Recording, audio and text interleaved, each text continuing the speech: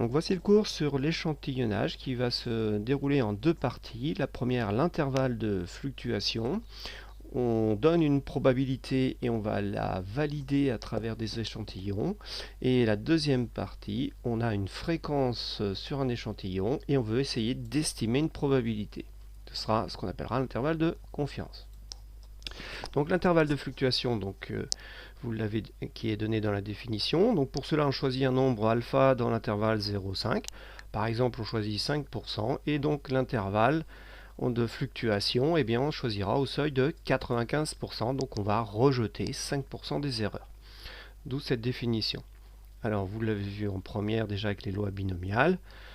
Donc, il est rappelé ici avec l'intervalle de fluctuation qui est à 95%. Donc, on détermine les entiers A et B qui sont des nombres de succès et les fréquences A sur n et B sur n correspondantes. Donc, l'intervalle de fluctuation accepte 95%. Donc, on rejette 2,5% des valeurs inférieures à A sur n et on en rejette 2,5 aussi supérieures à B. L'intervalle de fluctuation que l'on va voir cette année est issu de la loi normale du théorème de Moivre-Laplace. Donc vous avez la formule de l'intervalle et puis la démonstration qui ressemble à ce qu'on a fait dans l'activité. Alors si vous voulez en savoir plus, vous pouvez faire l'activité 1, page 434, où on vous donne des intervalles, on ne sait pas d'où ils venaient, mais grâce à cet intervalle qui est donné dans le cours, vous avez un moyen de l'exploiter, de vérifier sur une simulation qu'on a bien le résultat. Donc cet intervalle de fluctuation, le voici, P-U alpha racine de P par 1 moins P sur racine de N, et l'autre côté, au lieu d'un moins, c'est un plus. L'intervalle qu'on va le plus souvent retenir, c'est l'intervalle de fluctuation à 95%, donc on rejette 5%, et l'U alpha, dans ce cas-là, comme établi dans la loi normale, vaut 1,96. Pour cet intervalle de fluctuation, il y a quand même des conditions d'application du théorème. Il faut un échantillon avec un nombre relativement important. Ici, il nous en faut au moins 30, et un produit des paramètres np par n et n par 1 moins p supérieur ou égal à 5. Donc dans le cas de u égale 96, on a l'intervalle à connaître pour cette année. Et la prise de décision, donc comment elle va se faire? Eh bien, on recherche dans l'énoncé la proportion annoncée, donc le P0. Ensuite, on regarde la taille de l'échantillon, qui doit être d'au moins 30. Le produit des paramètres qui doit être plus grand que 5. Une fois que ça c'est fait, on recherche la valeur de l'intervalle, on cherche les valeurs des bornes de l'intervalle de fluctuation. On calcule la fréquence. Si la fréquence est dans l'intervalle, on prend la décision de ne pas rejeter la fréquence, sinon on rejette l'hypothèse faite au départ qui consiste à dire que la proportion sera égale à P0. Un exemple sur une entreprise qui vend du sucre extra fin, et elle veut savoir combien de paquets de sucre proviennent de l'exploitation U. Et on vous dit qu'il y en a 30%. Alors pour cela, eh bien, on va essayer de valider cette proportion. Donc la proportion est P égale 0,3. Pour ça, on prélève un échantillon de 150 paquets. 150, c'est bien plus grand que 30.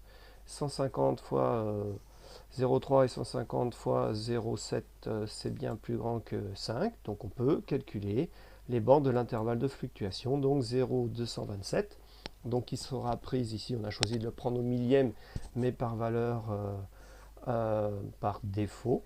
Et 0,373, on la prend par excès pour être sûr d'être dans l'intervalle. La fréquence sur l'échantillon, on en a trouvé 30 sur 150, soit 0,2, qui n'est pas dans l'intervalle de fluctuation. Donc on rejette l'hypothèse que 30% des paquets de sucre viennent de l'exploitation U. L'intervalle de confiance, donc lui, c'est la démarche un peu contraire, c'est-à-dire on part d'une fréquence et on essaie d'estimer la probabilité. C'est le cas par exemple des sondages. Avant un vote, donc on vous donne un intervalle de confiance, c'est-à-dire vous avez un intervalle dans lequel les intentions de vote sont comprises. On peut par exemple donner l'intervalle 0,4, 0,5, et donc on sait que 95% de chances que le vote sera dans cet intervalle-là. Sauf que dans la réalité, ce n'est pas ce qui est donné. On vous donne une valeur et on ne vous donne pas l'écart des bornes de l'intervalle de fluctuation, en général, on donne la valeur centrée. Donc, par exemple, on vous dira que c'est 0,51, mais on ne sait pas si c'est à 1 ou 2% près. Donc, si c'est à 2% près, c'est entre 0,49 et 0,53. Donc, tout est possible. Le candidat peut être élu ou non. Autre exemple, si je prends un paquet de M&M's et que je veux chercher la proportion de M&M's bleus, eh bien, je vais en prélever un certain nombre et je vais regarder ma fréquence et je vais essayer d'en estimer la probabilité d'avoir un M&M's bleu. Alors, quel est cet intervalle de confiance? Eh bien, c'est la fréquence moins 1 sur racine de n et la fréquence plus 1 sur racine de n. C'est le théorème qui est au-dessus qui permet de l'avoir. Alors, évidemment, l'intervalle de confiance dépend de la taille de l'échantillon. Plus l'échantillon est de taille importante, plus l'intervalle est de taille restreinte. On va déterminer la longueur de cet intervalle de fluctuation. Il suffit tout simplement de faire la différence des bornes. Et ça fait donc f plus 1 sur racine de n moins f moins 1 sur racine de n. Donc il reste 2 sur racine de n. Donc plus n est grand, eh bien plus cet écart est petit. Donc par exemple, si on prend n égale 100, un échantillon de taille 100, donc ça fait 2 sur racine de 100, donc 2 dixièmes. Donc j'ai un écart de 0,2, soit un écart de 20%. Donc 10% au-dessus, 10% en moins. Donc ce qui est quand même relativement grand. Pour avoir un résultat beaucoup plus précis, au lieu d'en prendre 100, eh bien, il suffit par exemple d'en prendre 10 000. Donc là, dans ce cas-là, racine carrée de 10 000, eh bien, ça vaut 100. Donc on est à un écart de 2 centièmes, ce qui fait 1 centième au-dessus et 1 centième en dessous.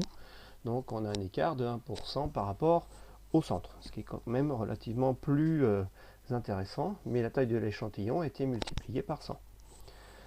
Alors, donc voilà un autre exemple, toujours sur notre paquet de sucre. L'entreprise modifie sa production et l'acheteur souhaite estimer la nouvelle proportion de paquets venant de chez U. Donc il a prélevé dans un paquet de 150 paquets des sucres venant de chez l'entreprise de l'exploitation U et il en a relevé 42% venant de cette exploitation. Donc ça nous donne n égale 150, la fréquence 42, donc l'intervalle de confiance, si on arrondit, ou on prend les bandes comme tout à l'heure, la valeur par défaut, la valeur inférieure et la valeur supérieure par excès, on arrive à une probabilité qui sera comprise entre 33,9% et 50,1%. Donc ce qui fait quand même une marge relativement importante. Alors la question qui nous intéresse, c'est si on veut un écart inférieur à 2%, bien comme on l'avait énoncé tout à l'heure, il nous faudra prélever 10 000 paquets pour avoir une réponse. Et donc là, il ne faut pas être économe de ses efforts.